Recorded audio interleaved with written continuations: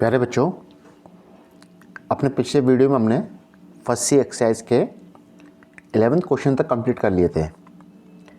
इसे कुछ क्वेश्चंस और रहे हैं, उन्हें और देख लेते हैं। जैसे क्वेश्चन 12, इस क्वेश्चन में कह रहा है कि A is a proper subset, A is a subset of B, B is a subset of C and C is a subset of A। Then proof कि A इक्वल टू C। देखिए question किस तरह का है। Question में दे रखा है कि A is a subset of B, B is a subset of C और C is a subset of A। Then आपको प्रूफ करना है कि A इक्वल टू C। देखिए आप लोग जानते हैं कि A is a subset of B। इसका मतलब क्या है कि it means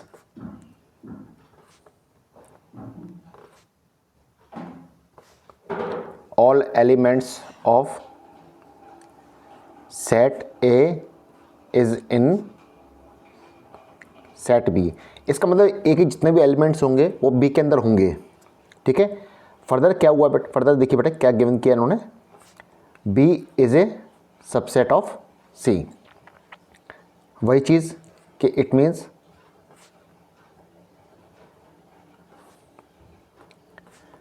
all elements of set B is in set C। ये तो कंडीशन डिफाइन है कि सबसेट होने का मतलब है कि इसके जो एलिमेंट्स हैं वो सुपर सेट में होने चाहिए। ठीक है, अब अगर फर्स्ट और सेकंड को मिला लिया जाए कि बाय एडिंग बोथ स्टेटमेंट, अगर इन दोनों को मिला लिया है तो इसका हमारा क्या निकलता है बेटा, A सबसेट ऑफ B और B is a subset of C। इसका मतलब A is a subset of C। Further वही स्टेटमेंट कि इसका मतलब क्या हुआ, इसका मतलब क्या है कि all elements of set A is in set C। अब थर्ड स्टेटमेंट की तरफ जाते हैं कि थर्ड स्टेटमेंट क्या बेटा, देखिए गिवन कि C is a subset of A।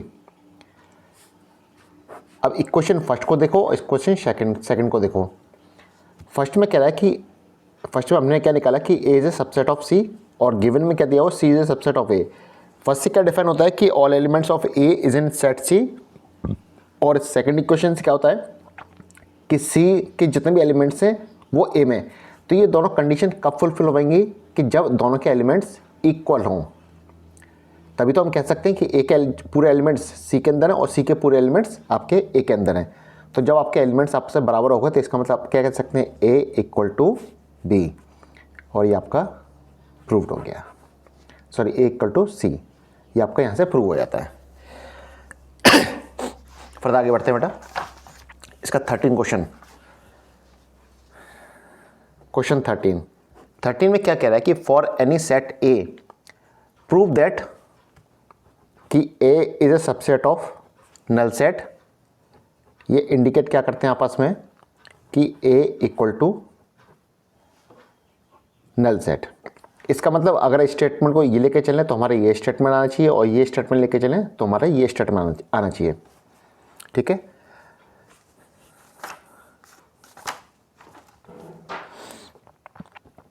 मान लेते हैं कि A is a subset of null set.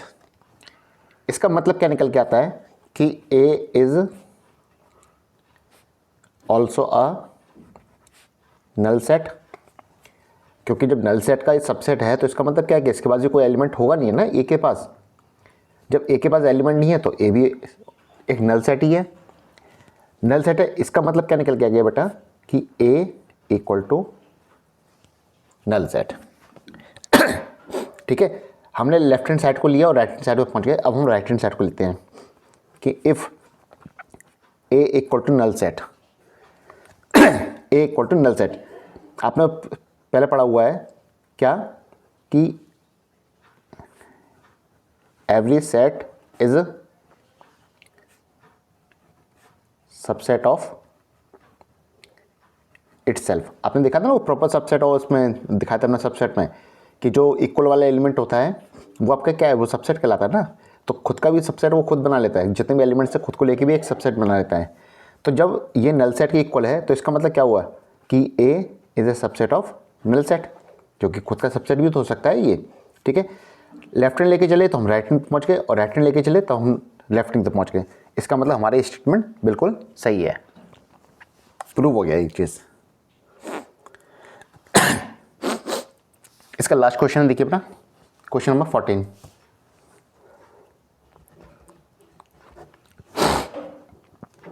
14। में क्या कह रहा है कि state whether the given statement is true और फॉल्स। ट्रू और फॉल्स की बात कर रहा है।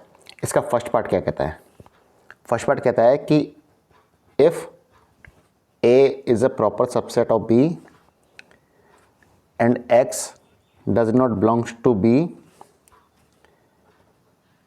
then प्रूफ क्या करना है कि बेटा X does not belongs to A।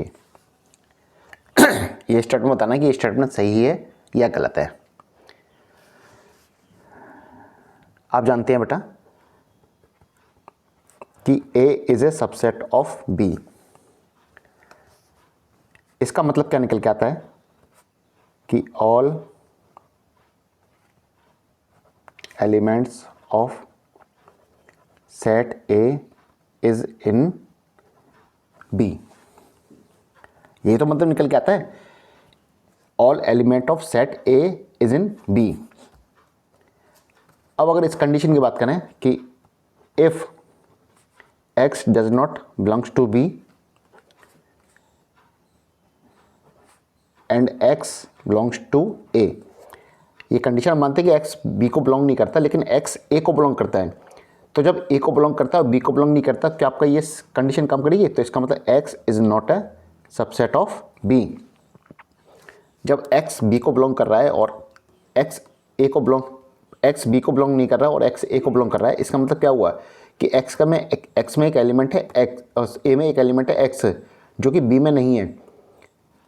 इस कंडीशन में क्या ए सबसेट होगा बी का? नहीं होगा। लेकिन दिया क्या हुआ है नोट कि A is a subset of B.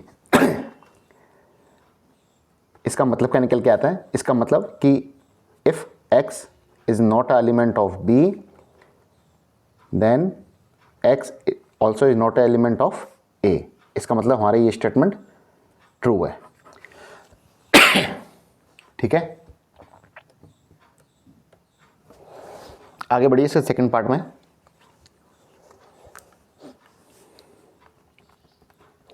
Second part में क्या दे रहा है कि if A is a subset of null set then A equal to 5। बेटा ये भी ऊपर क्या था अपना क्वेश्चन कि A is a null set of A. देखिए क्या है given, A is a subset of 5। इसका मतलब क्या निकल के आता है कि all elements of set A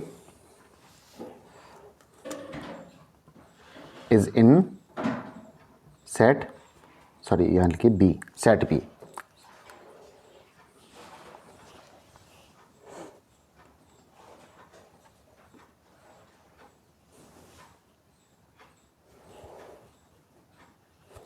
set B. और यहाँ पर क्या चीज़ है बेटा, एक चीज़ देखिए कि ए क्या है, नल सेट का स्टार्ट करता है। इसका मतलब क्या है? इसका मतलब एक मतलब और निकल के आता है कि A is also a null set. ठीक है, ये तो हमारी प्रीडिफाइंड कंडीशन होती है। क्यों? क्योंकि जब सबसेट होता है तो ऑल एलिमेंट्स उसके इक्वल हो जाते हैं, लेकिन ये किसके इक्वल है बेटा? नल सेट के। तो इसका मतलब A is also a null set.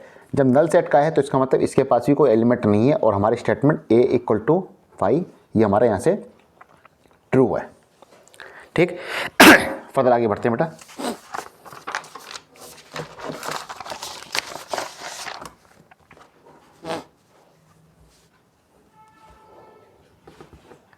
Question 14 का थर्ड पार्ट में क्या दे रहा है कि if A B C are 3 set such that, क्या दिया है बेटा? कंडीशन देख लेते हैं। A belongs to B, B is a subset of C, then A is a subset of C.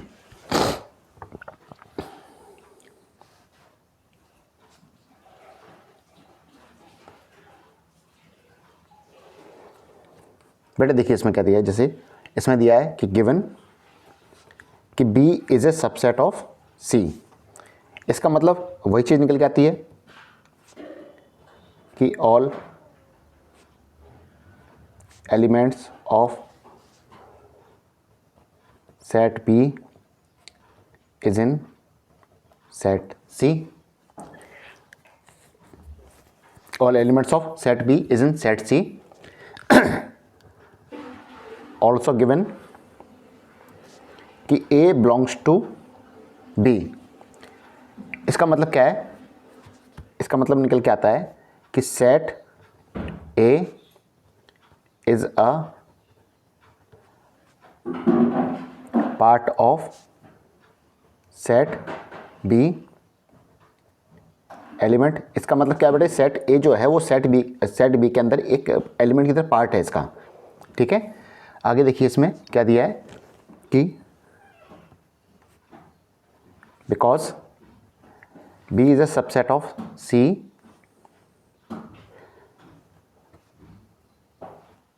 So A is a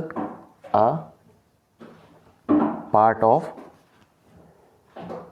set C।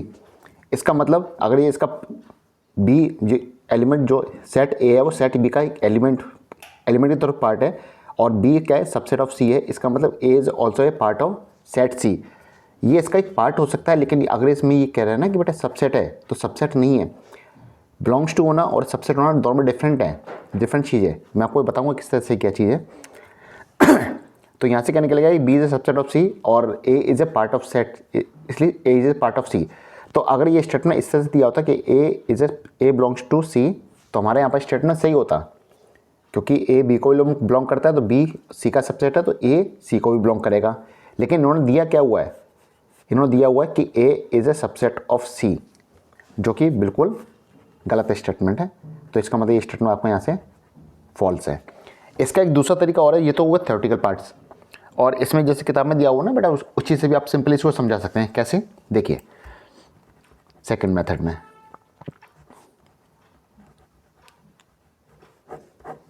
Second method suppose कि आपका set ए है वो इस तरह से दिया हुआ है।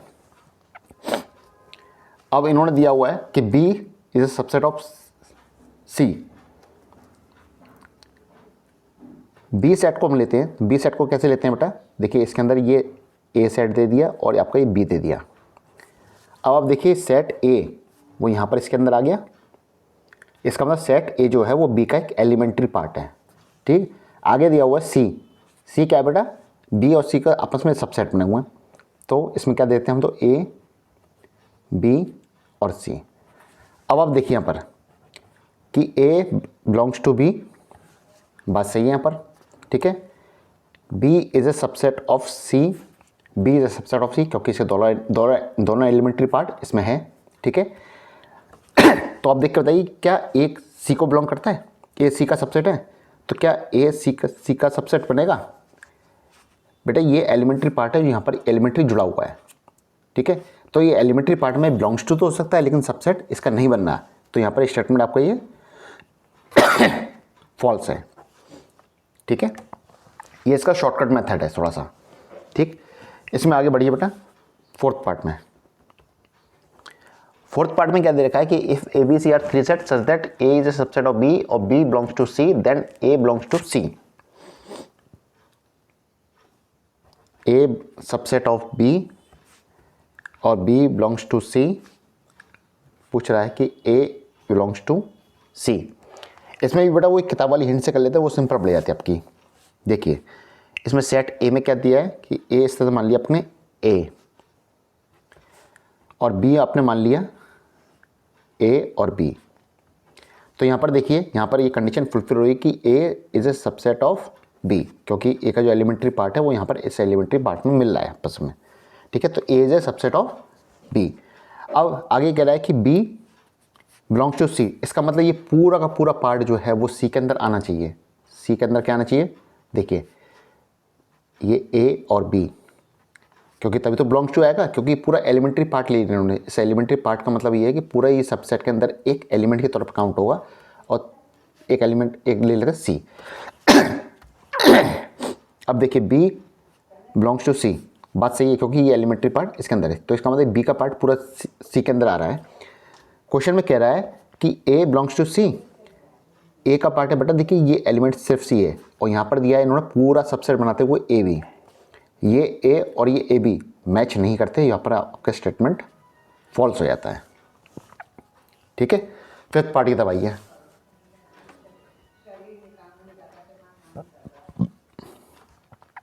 If ABC are three sets such that A is not a subset of B, B is not a subset of C, then A is not a subset of C। ठीक है, इसमें भी वो बनाइए, उसी तरह से करिए जैसे क्या, सेट A को ले लीजिए, सेट A के एलिमेंट है। अब देखिए इसमें एक को तो लेते हैं इस तरह से, जैसे बुक में दिया हुआ मैं उस तरह कराता हूँ, फिर आपको एक चीज़ बताता हूँ। उसमें बी को आप ले लीजिए, बी और सी जैसे किताब में दिया है, तो अब यहाँ से आप देखिए A is not a subset of B. ठीक है, अब सी सेट ले लीजिए, सी सेट जैसे उन्होंने लिया हुआ कि ए और सी, तो यहाँ से दूसरा स्टेटमेंट जो दिया हुआ है कि A is not a subset of C, ये भी ठीक है क्योंकि बी और सी एलिमेंट है, यहाँ पर ए और सी एलिमेंट है, मैच नहीं करते। Then A is not a subset of C, A is not a subset of C, A का एलिमेंट है सिंगल A और वो यहाँ पर मैच करता है, तो यहाँ पर ये स्टेटमेंट आपका फॉल्स हो जाता है। ठीक है, लेकिन मैं अगर दूसरी तरह से सोचूं कि जैसे कि आपने ले लिया एलिमेंट A,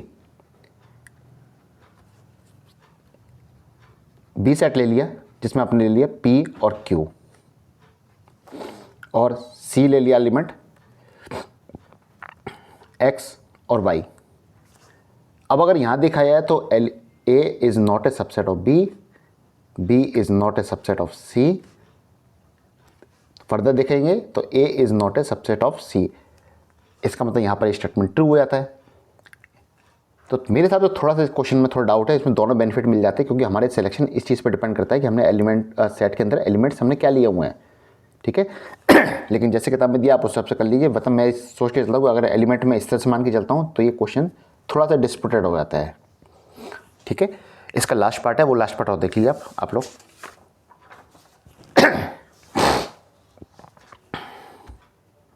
क्वेश्चन 14 का 6 part.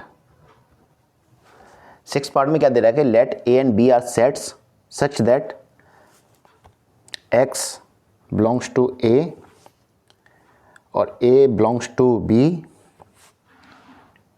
then X belongs to B। अब देखिए सेट A जिसका एक एलिमेंट है X, ठीक है, तो यहाँ पर जो स्टेटमेंट दिया हुआ वो क्या दिया है कि X belongs to A हमारा जस्टिफाई हो रहा है। ठीक है, फर्दर क्या दे रहा है कि A belongs to B, इसका मतलब सेट बी जो लेते हैं हम लोग उसके अंदर पूरा के पूरा सेट ए को हम ले लेते हैं। तो अब दूसरे स्टेटमेंट में आते हैं कि ए बिलोंग्स टू बी, ये भी हमारा ठीक हो रहा है। ठीक, अब क्वेश्चन में आपसे पूछ रहा है कि क्या एक्स बिलोंग्स टू बी, इस कंडीशन में एक्स बिलोंग्स टू बी क्या मैच कर रहा है? नहीं, क्योंकि एक्स जो है वो ए का पार्ट है और बी के अंदर ए को जो है एक तरह से सब सेट की तरह ही दिखाया हुआ है, तो यहाँ पर एक्स बी का जो सब मतलब बिलोंग्स टू नहीं आता है, हमारे यहाँ पर स्टेटमेंट फॉल्स हो जाता है। ठीक है, इसमें कोई कन्फ्यूजन है बेटा समझने में? इस पूरे जो 14 क्वेश्चन है, 14 क्वेश्चन में एक ही दिक्कत आती है कि आपको एक सेट और एक सबसेट, मतलब सेट के अंदर भी एक सबसेट बना के दिखाया हुआ है इस क्वेश्चन में।